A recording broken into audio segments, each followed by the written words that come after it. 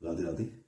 आज हमारे युवाओं से चर्चा का विषय है कि हमारे जो ऋषि मुनियों ने पूर्ण वैज्ञानिक तरीके से हमारे शरीर को स्वस्थ रहने के उपाय बताए।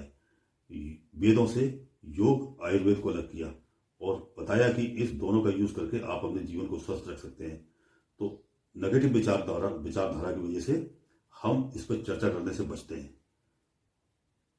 जबकि ये हमारे जीवन के लिए परम आवश्यक है। आप देखें, जब युवावस्था आती है, युवावस्था के बाद जब आप आगे बढ़ते हैं तो आप भोग करते हैं तो आपके शरीर में कुछ ना कुछ क्षति होती है, तो उसके लिए हमारे जो ऋषि मुनि हैं उन्होंने औषधियों को, बाजीकरण औषधियों के बारे में बताया और 40 से 60 वर्ष आयु वर्ग के लिए रसायन औषधियों के बारे में बताया और 60 के बाद फिर भस्म के बारे में बताया। ऐसा आयुर्वेद के अंदर कहा गया है।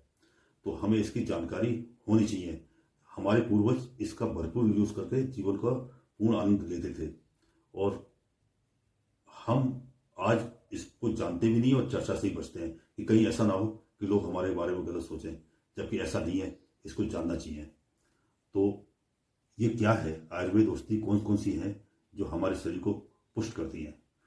तो आप देखें, अश्वगंध है, बड़े गोखरू, साला पंजा, सफेद मूसली, बिदारी कंद, हकरतरा, सतावरी, शिलाजीत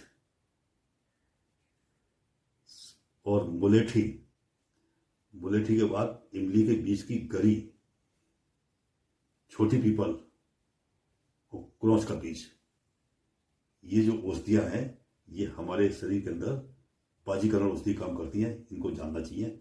और आयुर्वेद के जो योग हैं बाजार में आते हैं, वेद के संपर्क से आप इनका जीवन में यूज करें। इसके बाद आप देखें, दालें हैं, दालों में उड़द की दाल, फलों में अनार, वृक्षों में तुलसी के बीज, पलाश के फूल और बड़ का दूध, और मेवा के अंदर बादाम, छुआरे, खजूर और अंजीर। ये बाजीकरण काम करते हैं। इनका अपने जीवन में यूज करें और लाभ लें। इसके बाद जब रसायन की बात आती है तो रसायन में सबसे संपूर्ण योग अच्छा आंवला रसायन के लिए यूज होता है। इस आंवला की कई औषधियां बाजार में आती हैं जिससे आप इसका यूज नियमित रूप से कर सकते हैं। और इसके बाद फिर 60 के बाद भस्म है जो वेद के द्वारा आपको जानकारी होगी।